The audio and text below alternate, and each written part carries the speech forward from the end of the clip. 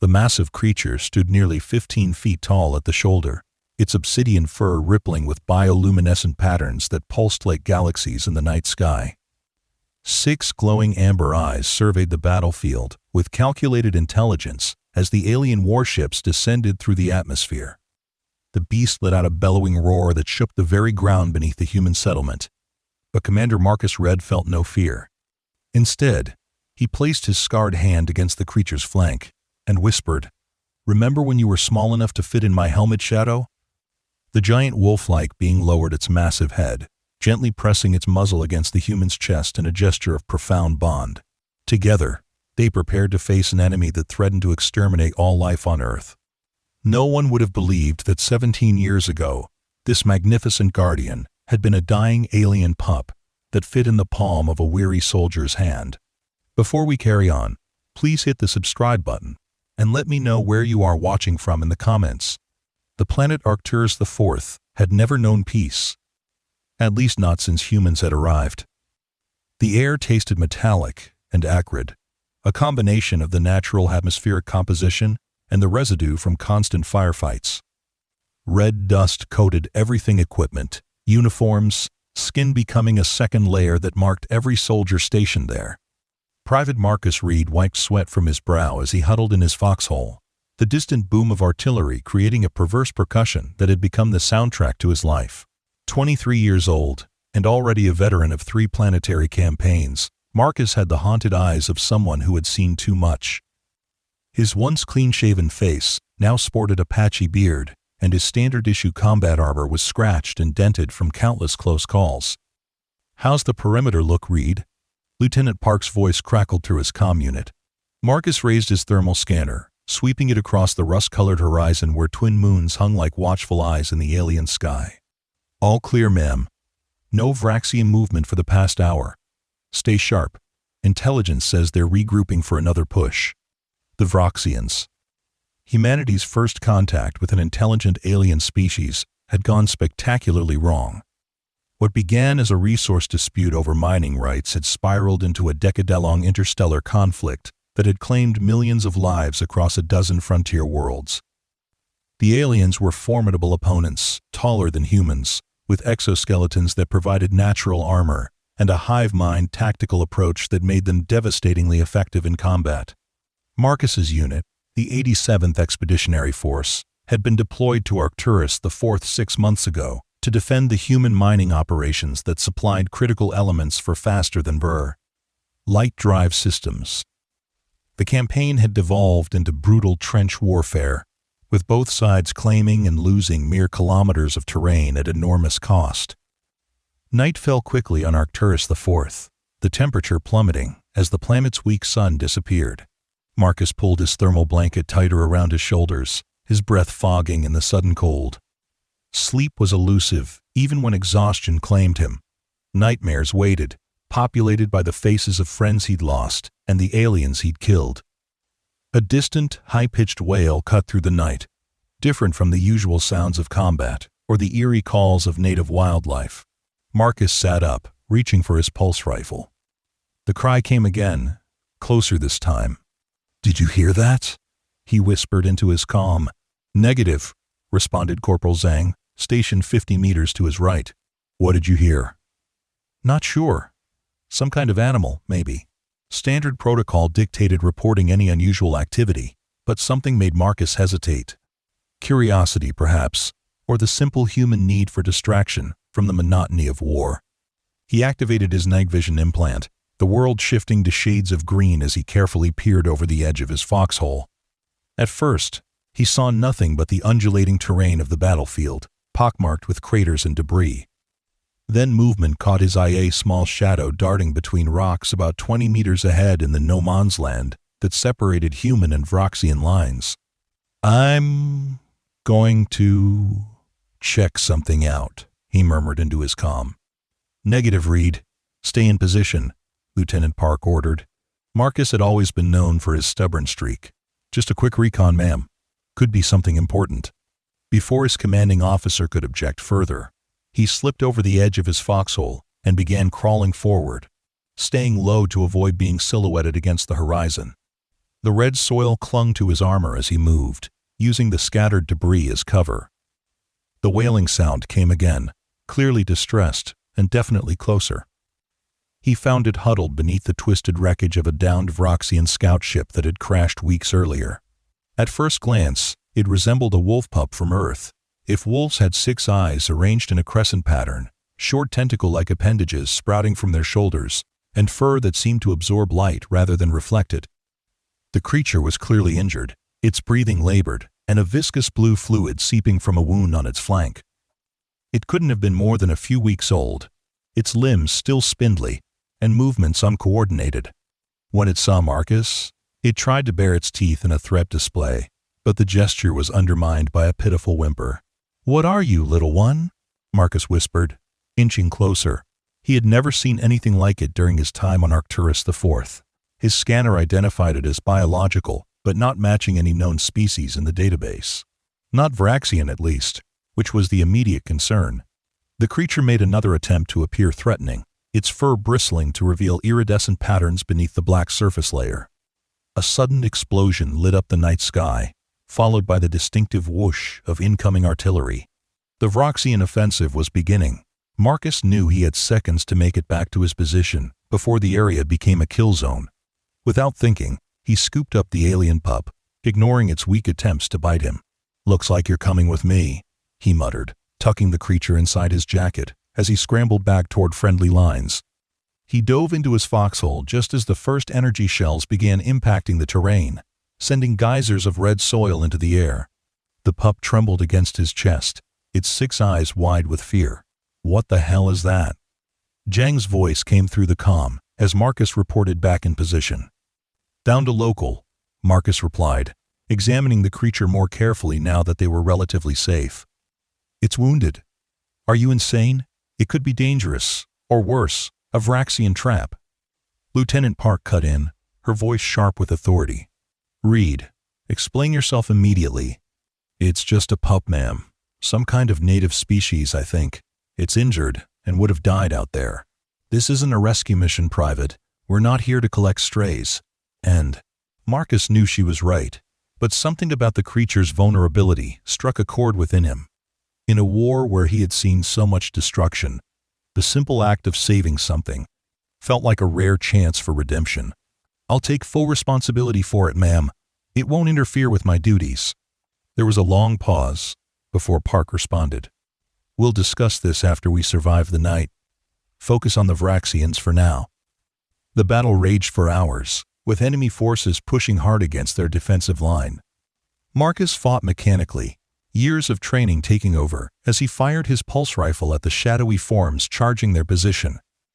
Throughout the chaos, the alien pup remained curled inside his jacket, occasionally letting out soft whimpers, but otherwise staying remarkably still, as if understanding the danger they faced.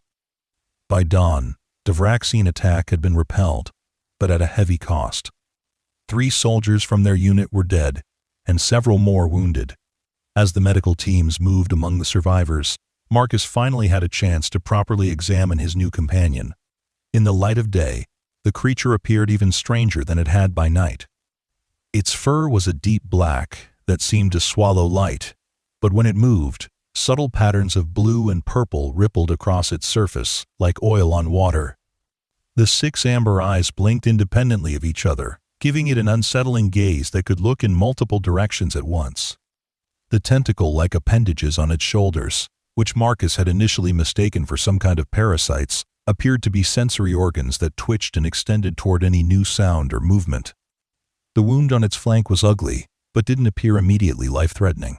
Marcus cleaned it as best he could with his field medical kit, earning a series of growls and nips from the pup.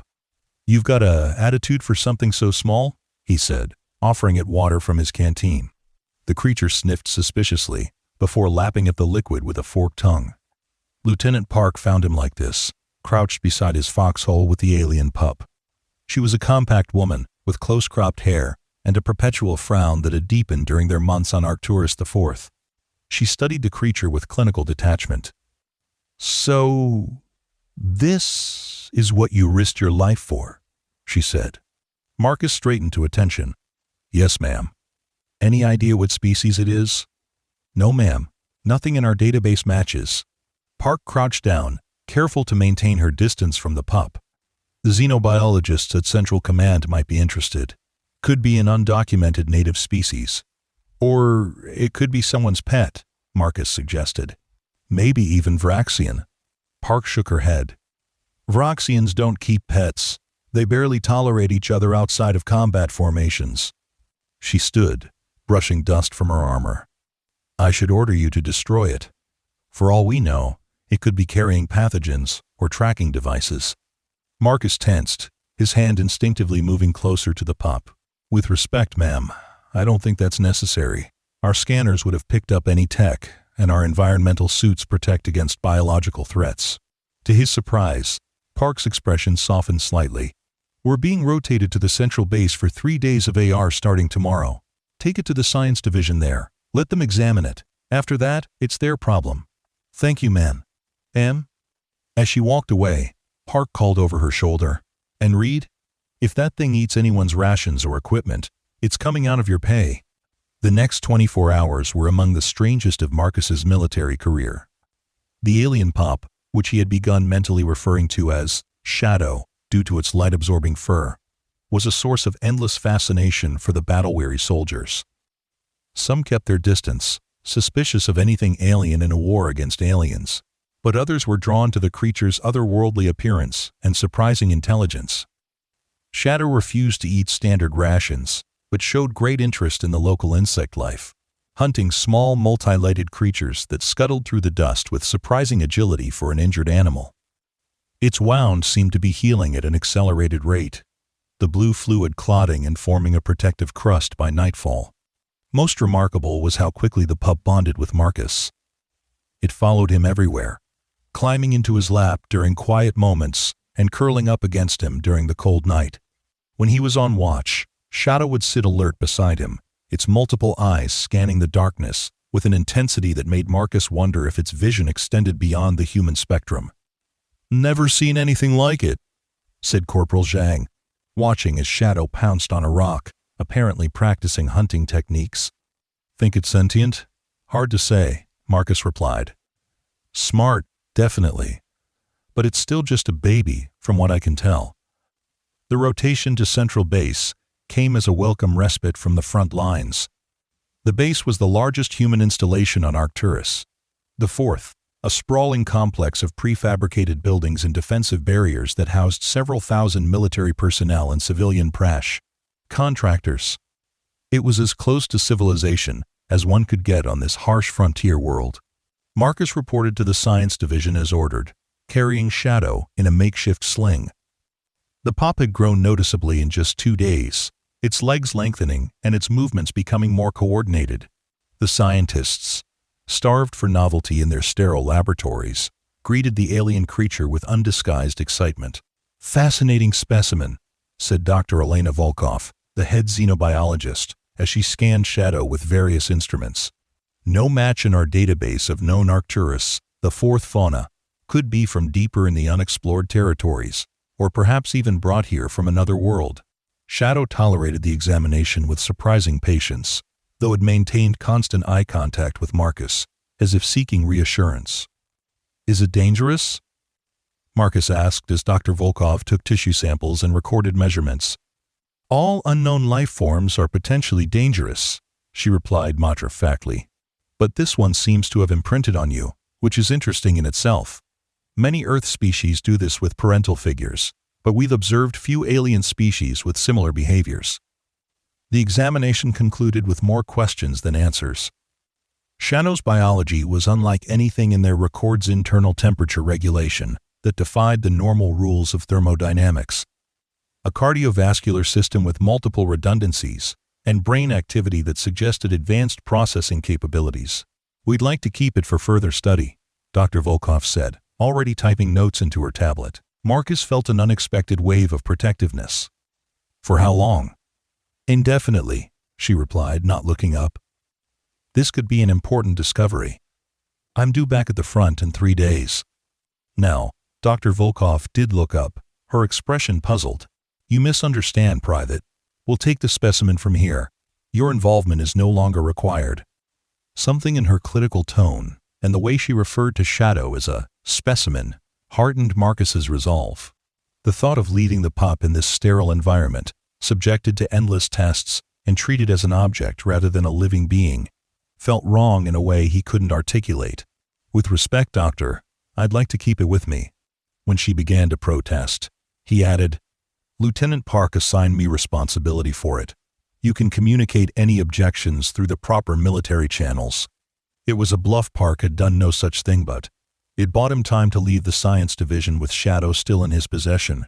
He knew there would likely be repercussions, but in a war zone, bureaucracy moved slowly, and he would be back at the front before any official response came through. During his remaining time at Central Base, Marcus used his meager savings to purchase supplies for Shadow protein supplements that the pup seemed able to digest, a proper carrier, and even a primitive collar with a Chi. Tracking beacon. Some of his fellow soldiers thought he had lost his mind, becoming attached to an alien creature in the middle of a war against aliens, but others understood. In the chaos and brutality of combat, connections of any kind became precious. On the third day, as Marcus prepared to return to the front lines, he received a message from Lieutenant Park. "The Science Division has filed a formal request for the alien specimen in your possession," she said without preamble when he reported to her office. Marcus stood at attention, eyes forward. "Yes, ma'am. They claim it's potentially valuable research material." She looked at him with an unreadable expression. "Care to explain why you didn't follow my orders to leave it with them?" "Ma'am, you ordered me to take it for examination, which I did. You didn't specify that I had to surrender it permanently." The corner of Park's mouth twitched, the closest thing to a smile Marcus had ever seen from her. "Semantics, Reed." She tapped her fingers on her desk thoughtfully. "The creature has formed some kind of bond with you?" "Yes, ma'am. It's extremely intelligent and appears to have imprinted on me." Park sighed, the weight of command evident in the lines of her face. "We're soldiers, not pet owners. This isn't a stable environment for keeping an unknown alien species. With respect, ma'am, nothing about this planet is stable. At least with me, it has someone who cares whether it can. Lives or dies." There was a long silence as Park considered him. Finally, she pulled up a document on her screen and began typing. "On filing a response to the Science Division, the alien species will remain under military custody for observation of potential tactical applications, as the primary handler already established rapport with the Fee. Subject: Private Reed will continue this duty alongside his regular responsibilities." End quote. She looked up at him. "Understood?"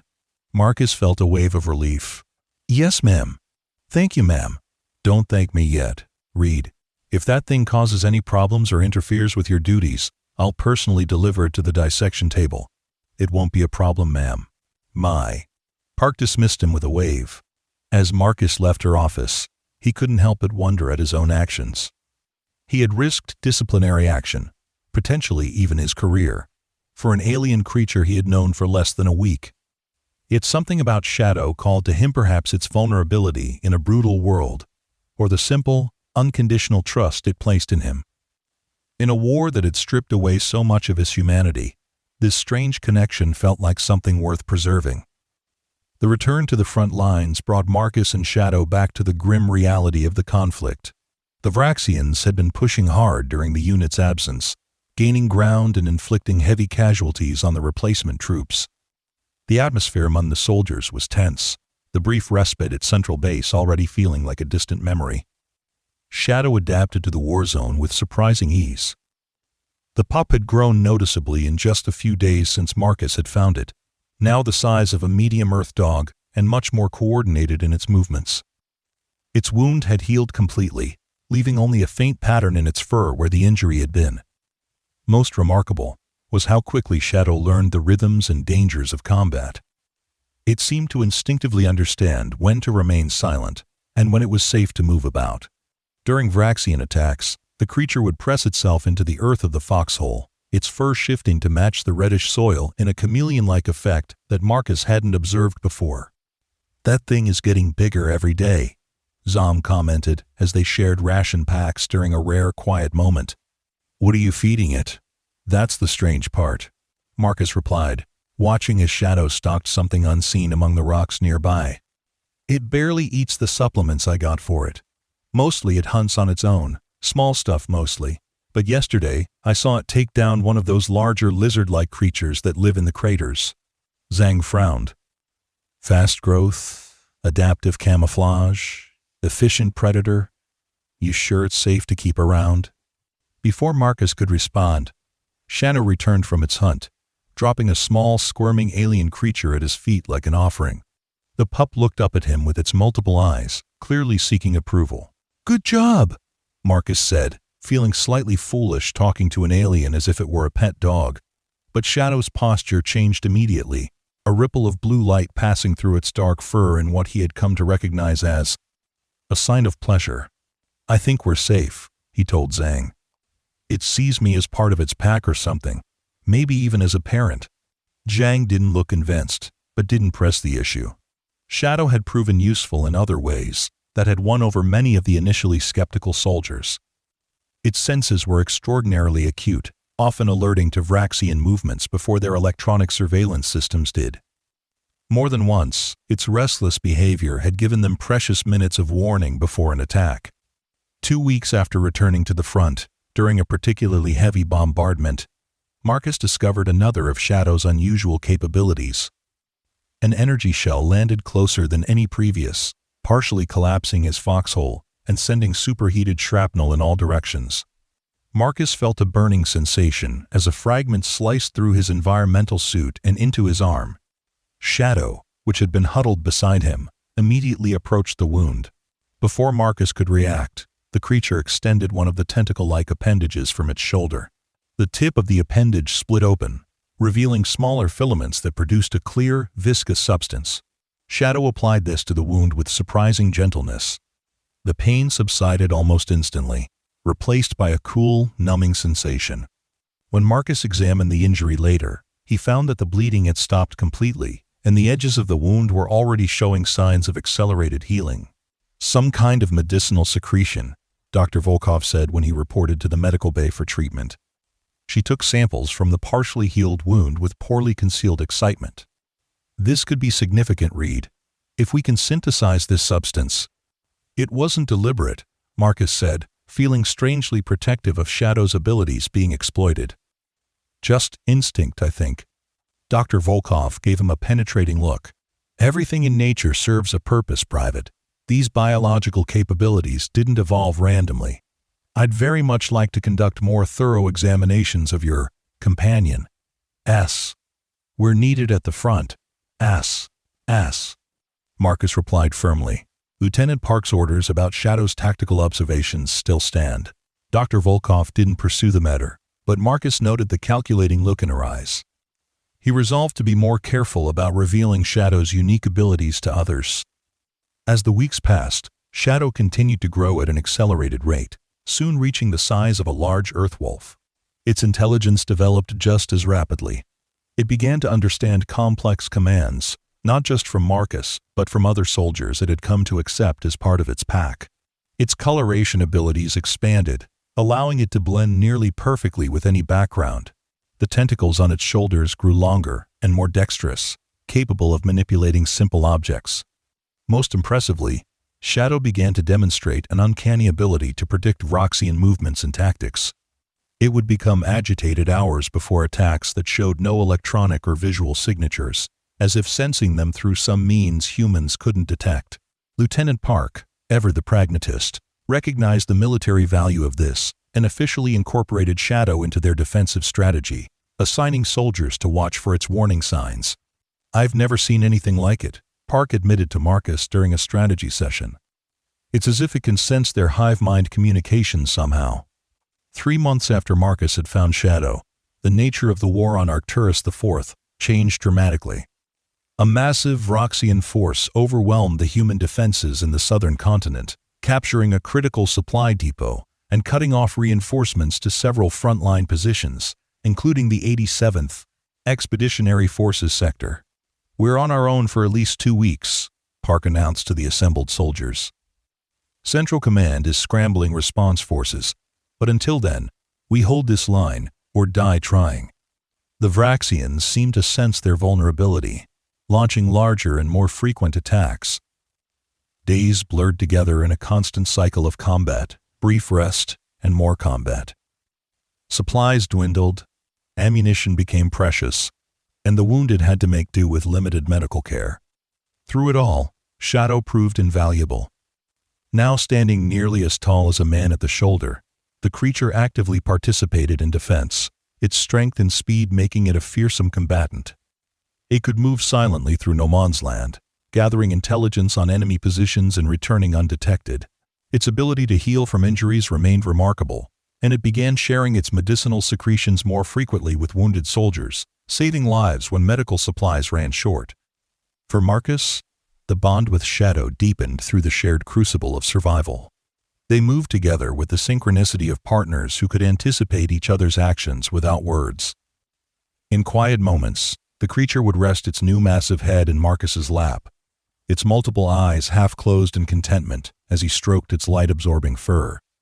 "Never thought I'd say this," Zhang told him as they watched Shadow efficiently take down a Vraxian scout that had penetrated their perimeter.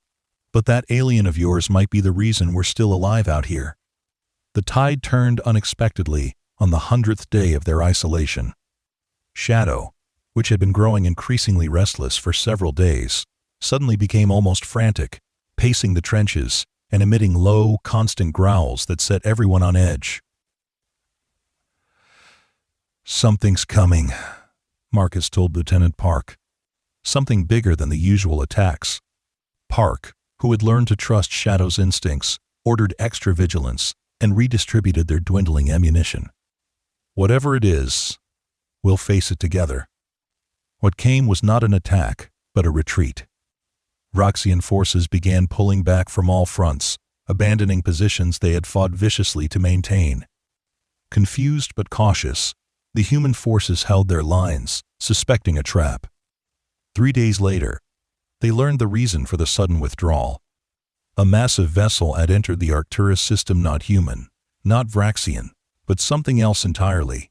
Central Command, re-establishing communication after the Vraxian jamming ceased, reported that similar retreats were happening across all conflict zones. "They're pulling back to defensive positions around their primary hives," Park informed her troops after a high-level briefing. "Command thinks they're as concerned about the new arrival as we are." As she spoke, Shadow became increasingly agitated, emitting sounds Marcus had never heard before, a series of harmonic vocalizations that seemed to resonate in the air itself. The creature's fur rippled with complex patterns of light that pulsed like encrypted communications. "What's wrong with it?" Park asked, watching Shadow's strange behavior with concern. "I don't know," Marcus admitted, trying to calm the creature. "It's like it's responding to something we can't perceive." That night, as the unit maintained a wary watch over the abandoned Vraxian lines, Shadow slipped away from camp. Marcus discovered its absence during his watch shift and immediately set out to find it, following the signal from the tracking beacon he had placed on its collar months earlier. He found Shadow standing motionless on a ridge overlooking a vast plain, its 6 eyes fixed on the twin moons of Arcturus IV. As Marcus approached, he noticed the creature's tentacles were fully extended, waving slowly in patterns that seemed deliberate rather than random. "Shadow?" he called softly. The alien wolf turned its massive head toward him, and Marcus was struck by the intelligence and something like sorrow in its gaze. Shadow approached him slowly, pressing its forehead against his chest in a gesture that had become their ritual of connection. Then it looked back at the moons and emitted another series of those strange harmonic sounds. With a shock of understanding, Marcus realized what was happening. "You're calling to them, aren't you? That ship? It's your people." Shadow made no response that Marcus could interpret, but something in its posture suggested confirmation. A heavy weight settled in his chest, the realization that the creature he had raised from a vulnerable pup had always been far more than the animal he had assumed. It was a member of an advanced species, perhaps even a lost child, and its true family had come to find it. The days that followed brought unprecedented developments. The unknown vessel established orbit around Arcturus IV, but made no hostile moves. Both human and Vraxian forces maintained defensive positions as diplomatic channels attempted to establish communication with the newcomers. Shadow's behavior grew increasingly complex. It spent hours producing those harmonic vocalizations, sometimes accompanied by bioluminescent displays across its fur. It would disappear for periods, returning with an air of purpose that Marcus couldn't decipher. "Central Command wants your alien," Lieutenant Park informed Marcus privately. "They think it might be connected to the visitors, maybe even help establish communication." Marcus had expected this, but still felt a surge of protectiveness. "And if I refuse?" Park's expression was sympathetic but firm. "This isn't about you and Shadow anymore, Reed. This could affect the outcome of the war, maybe even end it. The xenolinguists need to study those sounds it's making, see if they can establish a translation matrix." Marcus knew she was right. The greater good demanded that Shadow's connection to the newcomers be explored, regardless of his personal feelings. Still, he insisted on remaining with the creature during the transfer to Central Base, unwilling to break the trust they had established. Central Base had transformed in the weeks since the arrival of the alien vessel. Military personnel mixed with hastily assembled diplomatic teams, xenobiologists, and language specialists. Shadow was installed in a specially prepared habitat, far more comfortable than the trenches, but still a containment facility. Dr. Volkov led the research team assigned to Shadow, her earlier scientific interest now charged with urgent purpose. "The vocalizations align with signal patterns we've detected from the orbital vessel," she explained to Marcus. "Your friend appears to be communicating with them, though whether they're receiving the message, we can't say." Days stretched into weeks as the scientists worked to decipher Shadow's communications and establish contact with the vessel. Marcus remained at the facility, advocating for Shadow's well-being and serving as the creature's primary handler. Though officially relieved of combat duty, he felt caught in a different kind of war, one fought with information and diplomacy rather than weapons. Shadow continued to grow, now standing taller than a man and displaying increasingly sophisticated behaviors. It could manipulate complex devices with its tentacles, seemed to understand human speech at an advanced level, and demonstrated problem-solving abilities that astonished the researchers. The breakthrough came unexpectedly. Marcus was sitting with Shadow in its habitat, sharing one of their quiet moments of connection, when the creature suddenly placed a tentacle against his temple. A flood of images filled Marcus's mind, stars and planets he didn't recognize, vast ships moving through space, creatures similar to Shadow but even larger and more varied in coloration. Marcus gasped, pulling back in shock. "What was that?" Shadow repeated the gesture, this time more gently. The images came again, but slower, more focused. Marcus realized with astonishment that Shadow was communicating directly with him, bypassing language altogether. "Dr. Volkov," he called urgently. "I think we've been approaching this all wrong. They don't use language like we do." The discovery revolutionized their approach, with Marcus serving as an intermediary, accepting Shadow's mental images and describing them to the scientists. A form of communication was established. Over the following days, a picture emerged of Shadow's origins and the nature of the visitors. They called themselves the Luminari, a term that was the closest human approximation to the concept Shadow conveyed. They were an ancient, spacefaring species that had evolved in a world with multiple suns, explaining their complex relationship with light and their bioluminescent capabilities. Shadow, whose true name was a pattern of light and mental impressions impossible for humans to pronounce, was indeed a child, separated from an exploration party that had visited Arcturus IV years earlier, before the human-Vraxian conflict had reached the planet. The arrival of the Luminari vessel had been a rescue mission, drawn by Shadow's maturation and increasingly powerful calls. However, upon discovering the war raging on the planet, the Luminari had hesitated, unwilling to intervene directly in what they perceived as a local conflict. "They're observers," Marcus explained after one intense session of mental communication with Shadow. "Their species has a strict policy of non-interference with developing civilizations, which is how they categorize both humans and Vraxians. But they came for Shadow," Dr. Volkov pointed out. "That's interference. They consider retrieving their lost child different from engaging in our conflicts," Marcus replied. "It's complicated," Their ethics don't translate perfectly to human concepts. As the days passed and communication improved, Marcus began to sense a growing tension in Shadow's mental images. The creature seemed torn between its bond with Marcus and the call of its own kind. During their private moments, Shadow would share glimpses of its early life before being separated from its people, and Marcus could feel the longing behind these memories. The situation reached a critical point when Central Command, pressured by military leaders frustrated with the diplomatic stalemate, began considering more aggressive approaches to the Luminari vessel. Shadow, somehow sensing these deliberations, became increasingly distressed. During one of their communication sessions, Shadow conveyed a series of urgent images to Marcus. The Luminari ship departing, Shadow remaining behind, followed by visions of conflict far more devastating than the current war. The message was clear. The Luminari would leave peacefully if Shadow chose to stay, but forcing them to abandon one of their children would have consequences. "They won't attack directly," Marcus reported to the hastily assembled command staff. "That's not their way. But Shadow is showing me images of technology transfers to the Vraxians, subtle interventions that would tip the balance of the war against us. So they're threatening us," General Winters concluded, grimly. "No, sir. They're warning us. There's a difference. They don't want conflict, but they will protect their interests if forced."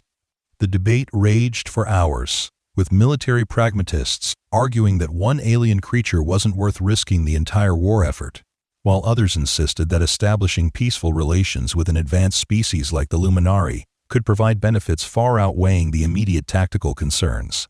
Throughout the discussion, Marcus remained silent, wrestling with his own feelings.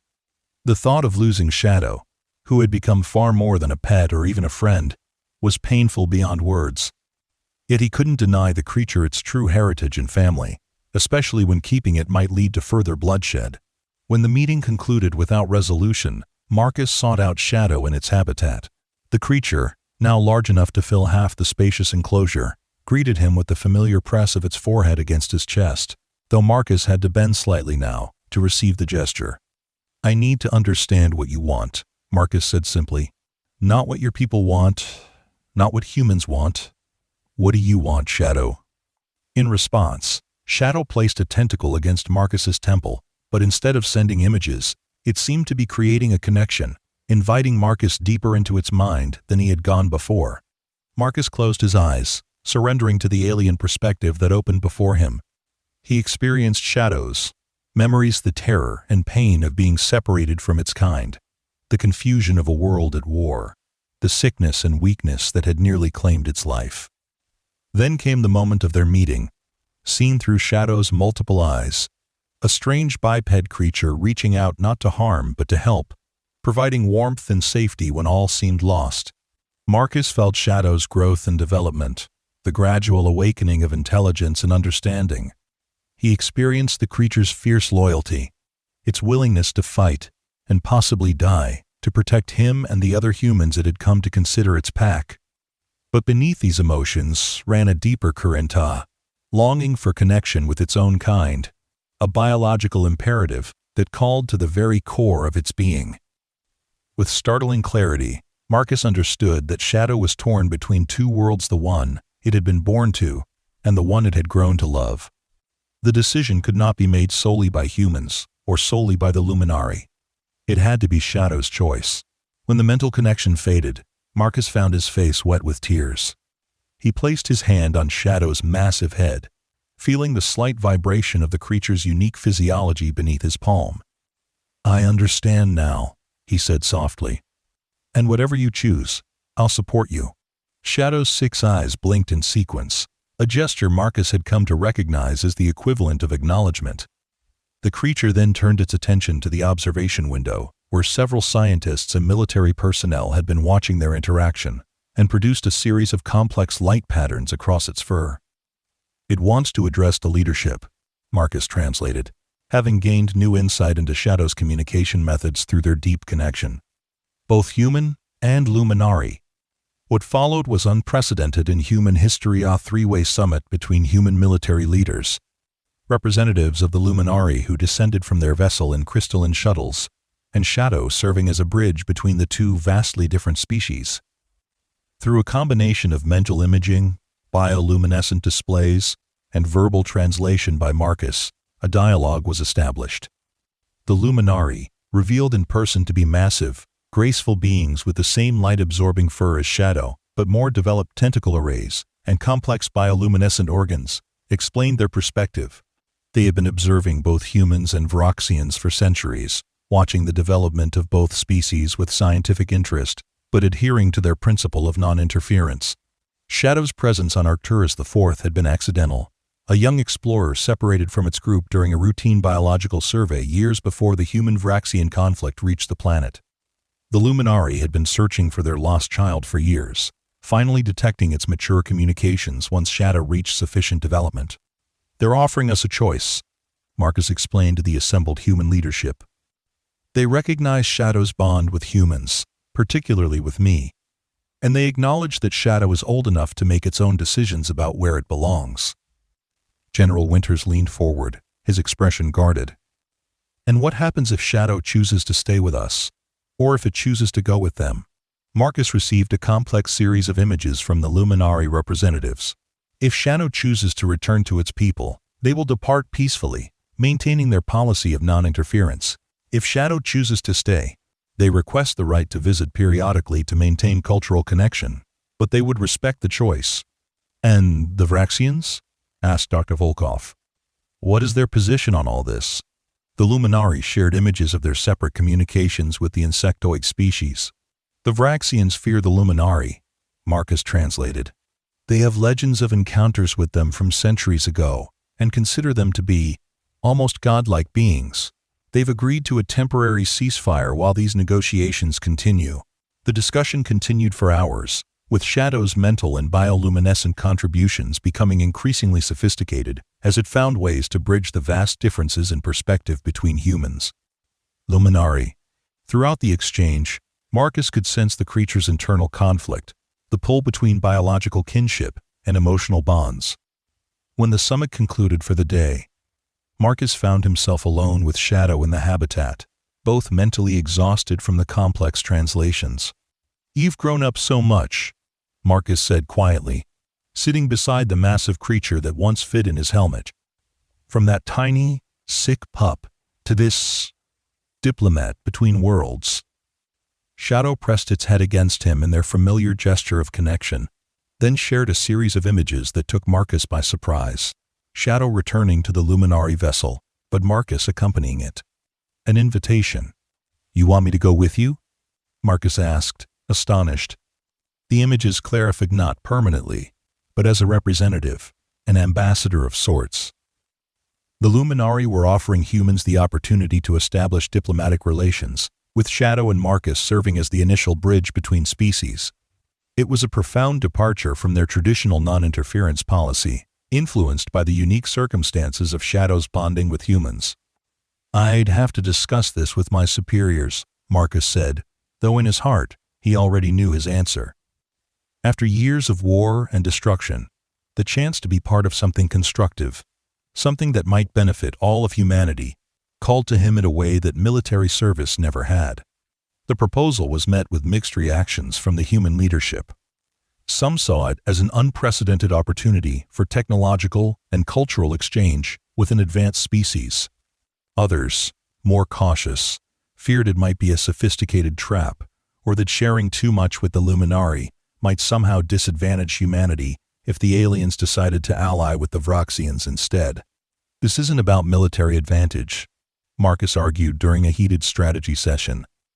"The Luminari could have obliterated both our forces and the Vraxians if they wanted to. They've demonstrated technology far beyond anything we possess. This is about establishing peaceful contact with a species that could help us expand our understanding of the universe." After days of debate, a compromise was reached. Marcus would accompany Shadow and a small diplomatic team to the Luminari vessel for an initial exchange lasting 1 Earth month. If successful, more extensive diplomatic relations would be established. The day of departure arrived with little ceremony. Shadow, now fully matured and standing nearly 10 feet tall at the shoulder, its once simple tentacle arrays now complex appendages capable of intricate manipulations, stood beside Marcus as they prepared to board the crystalline shuttle that would take them to the Luminari vessel. "Never thought I'd see the day when one of our soldiers would walk willingly onto an alien ship," Lieutenant Park said, having come to bid farewell to her former subordinate. "Never thought I'd be raising an alien wolf in a war zone," Marcus replied with a smile. "Life takes strange turns."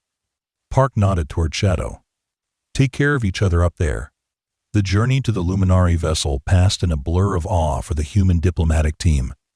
The interior of the massive ship defied many of their expectations. Instead of the sterile, mechanical environment they had anticipated, they found something more akin to a living ecosystem. Corridors seemed to grow rather than being constructed.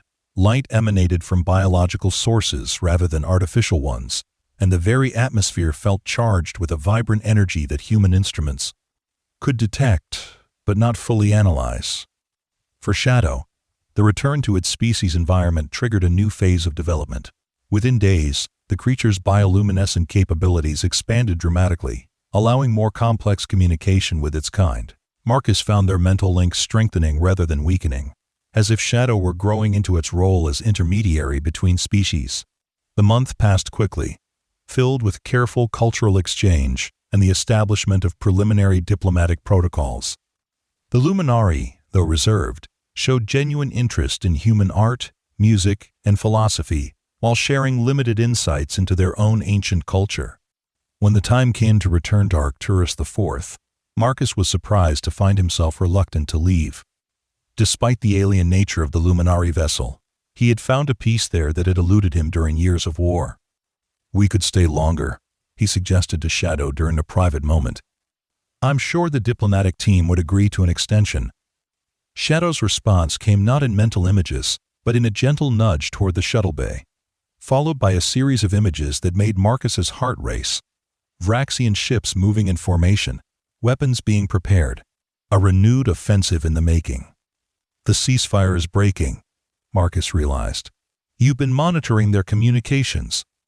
Shadow confirmed with a pattern of lights across its fur.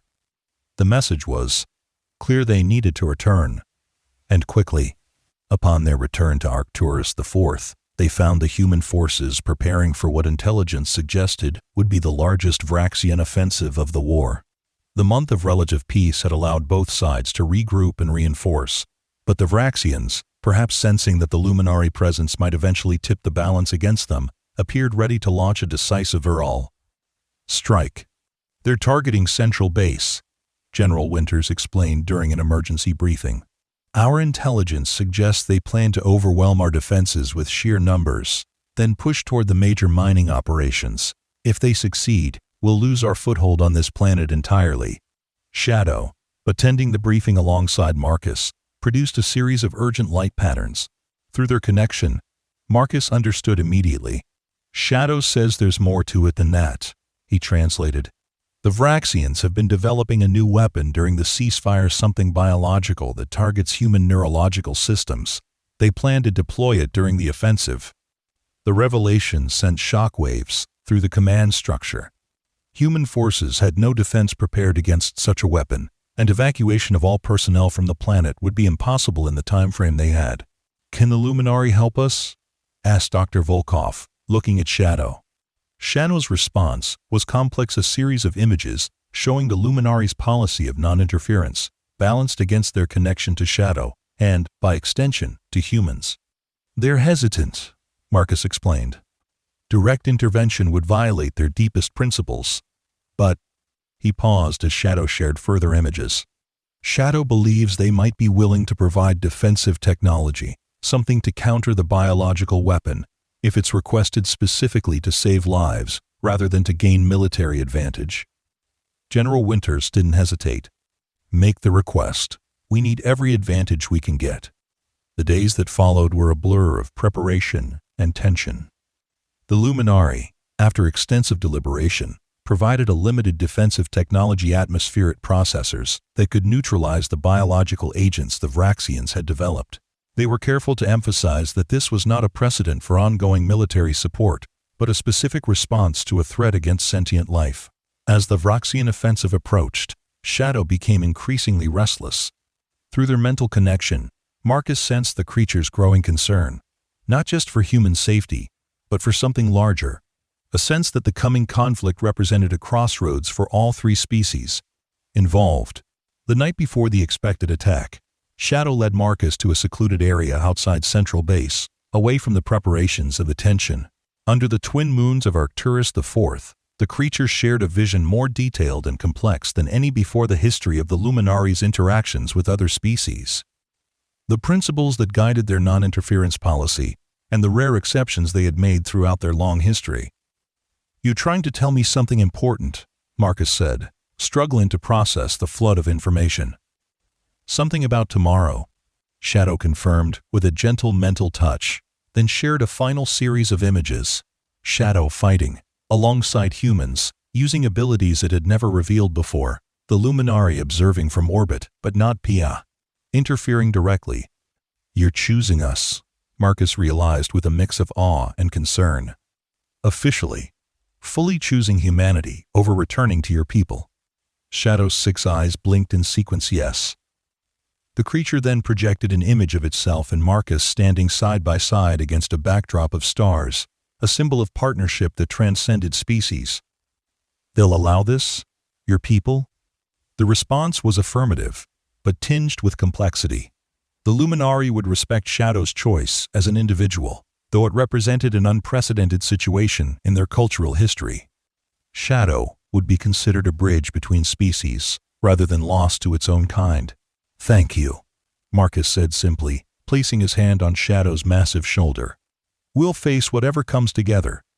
The Vraxian offensive began at dawn, just as intelligence had predicted. What no one had anticipated was the scale of the attack wave after wave of Vraxian soldiers supported by advanced weaponry and armored bioconstructs. The human defenses held initially, the Luminari atmospheric processors successfully neutralizing the biological agents released in the first assault, but the sheer numbers of the enemy forces threatened to overwhelm them through conventional means. Shadow moved through the battlefield like a force of nature, its massive size and extraordinary speed making it a formidable combatant. Vraxian soldiers, faced with this midnight black titan with glowing eyes and rippling bioluminescent patterns, would hesitate just long enough to become vulnerable. Many fell back, their hive-mind tactical approach disrupted by the unexpected presence of a Luminari fighting alongside humans. Marcus fought at Shadow's side, their years of connection allowing them to anticipate each other's movements and support each other seamlessly. Through the mental link they shared, Marcus could sense Shadow drawing on abilities it had kept dormant, until now enhanced strength, sensory perceptions beyond human understanding, and most surprisingly, a limited ability to disrupt the Vraxians' hive-mind communications within a small radius. For hours, the battle raged across the perimeter of Central Base, with neither side gaining a decisive advantage. Human forces, though outnumbered, fought with the desperation of those defending their last stronghold on an alien world. The Vraxians, perhaps sensing that this might be their final opportunity to eliminate the human presence before the Luminari relationship altered the balance of power, pressed their attack with singular focus. The turning point came unexpectedly. A Vraxian command vessel, hovering above the battlefield and coordinating the hive-mind tactics, launched a desperate strike directly at the defensive line where Marcus and Shadow fought. The energy blast struck nearby, sending Marcus flying and momentarily stunning Shadow. As Marcus struggled to regain his feet, he saw 3 Vraxian elite warriors converging on his position, their characteristic armor marking them as specialized killers. His weapon lost in the blast, Marcus prepared to face death fighting. What happened next would be recorded in numerous human accounts and become part of military legend. Shadow, recovering from the stunning blast, saw Marcus's peril and reacted with a display of power no human had witnessed before. The creature's fur erupted with bioluminescent patterns so intense they temporarily blinded nearby combatants. From its tentacle arrays emerged pulses of energy that struck the approaching Vraxians, disrupting their neural systems and causing them to collapse. Most astonishing was what followed. Shadow reared up to its full height, now seeming even larger than before, and emitted a harmonic vocalization that resonated across the battlefield. The sound carried information patterns that interfered directly with the Vraxian hive mind, creating confusion and disarray throughout their forces. In that moment of advantage, human forces launched a coordinated counterattack, pushing the Vraxians back from the defensive perimeter. The alien forces, their coordinated attack strategy shattered by Shadow's intervention, began to fall back in disarray. The Vraxian command vessel, recognizing the source of the disruption, concentrated its firepower on Shadow. Energy blasts rained down, several striking the creature despite its remarkable speed and agility. Marcus watched in horror as Shadow absorbed damage that would have vaporized a human soldier, its light-absorbing fur seeming to take in the energy of the attacks, but not without cost. Wounded but undeterred, Shadow continued its disruption of the Vraxian communications, while human forces pressed their advantage. The battle's momentum had shifted decisively. Hours later, as the sun set on Arcturus IV, the Vraxian forces had retreated beyond the horizon, leaving behind their dead and wounded, an unprecedented occurrence that signaled the depth of their disarray. Human casualties had been significant, but far less than feared, given the scale of the attack. Marcus found Shadow at the edge of the battlefield, the creature's massive form silhouetted against the darkening sky. Its fur, normally light-absorbing, now showed patches where the energy weapons had burned through, revealing iridescent tissue beneath. Despite its injuries, Shadow stood tall, its 6 eyes scanning the horizon as if still watchful for threats. "You saved us all," Marcus said quietly, approaching his friend. I've never seen anything like it." Shadow turned to face him, and through their mental connection, Marcus felt the creature's exhaustion, but also its satisfaction, not in the violence of combat, but in the protection of those it had come to consider its own. Medical teams were wary of approaching Shadow, unsure how to treat a Luminari biology they barely understood. But the creature took matters into its own appendages, producing healing secretions for its wounds, and accepting water and nutrients that Marcus brought. As night fell fully on the battlefield, the Luminari vessel that had remained in orbit through the months of negotiation and ceasefire descended lower in the atmosphere, visible now as a massive crystalline structure catching the light of the twin moons. A communication came through to Central Base. The Luminari had observed the battle and Shadow's actions, and were requesting permission to send a delegation to the surface. The meeting that followed in the relative security of Central Base brought together human military leadership, the Luminari delegation, and Shadow with Marcus as interpreter. The Luminari, their massive forms dwarfing even the tallest humans, conveyed a message of respect for Shadow's choice and actions, acknowledging that its intervention had likely saved thousands of lives. More surprisingly, they offered a proposal. In light of Shadow's demonstrated commitment to humans and the unique bridge it had formed between species, the Luminari were prepared to reconsider aspects of their non-interference policy, specifically regarding the human-Vraxian conflict. "They're not offering military alliance," Marcus clarified for the human leadership. "Their principles still forbid direct engagement in our wars. But they are willing to establish a permanent diplomatic presence, share limited defensive technologies, and potentially mediate between humans and DS. Vraxians if both parties are willing." General Winters, typically stoic in the face of both victory and defeat, allowed a rare smile. "That's more than we could have hoped for. The question is, will the Vraxians come to the table after today's defeat?" The answer came sooner than expected. As dawn broke over Arcturus IV, a communication arrived from the Vraxian High Command, not a surrender, but a request for parley. The devastating effectiveness of Shadow's disruption of their hive mind tactics had forced a re-evaluation of their strategy, and the knowledge that the Luminari were now openly engaging with humans had altered their risk calculations. In the weeks that followed, an uneasy truce took hold on Arcturus IV. Representatives from all 3 species met in neutral territory established by the Luminari, beginning the slow, complex process of negotiating a lasting peace. The discussions were fraught with tension and setbacks, centuries of Vraxian collective memory, and years of human losses creating deep wells of suspicion on both sides. Throughout the process, Shadow and Marcus served as key facilitators, their unique connection allowing insights into both Luminari and Vraxian perspectives that might otherwise have been missed. Shadow's wounds healed rapidly, leaving only slight variations in its fur pattern as evidence of the battle, while its abilities continued to develop in ways that surprised even the Luminari delegates. 6 months after the battle that had come to be known as the Stand at Central Base, a preliminary peace accord was signed.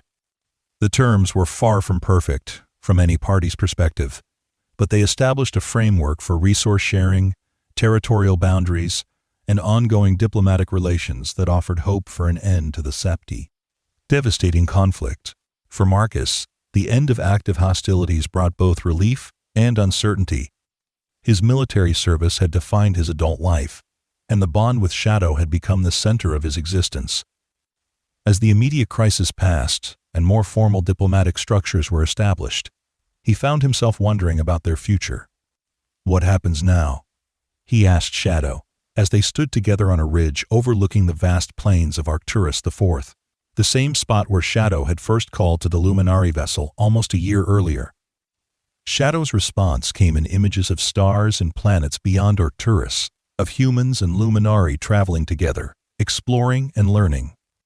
The creature had grown into its role as bridge between species and envisioned a future where that connection expanded beyond the immediate needs of ending a war. 2 years after finding a sickly alien pup in no man's land, Marcus Red stood on the observation deck of a joint human-Luminari exploration vessel, watching as Earth grew larger in the view screen.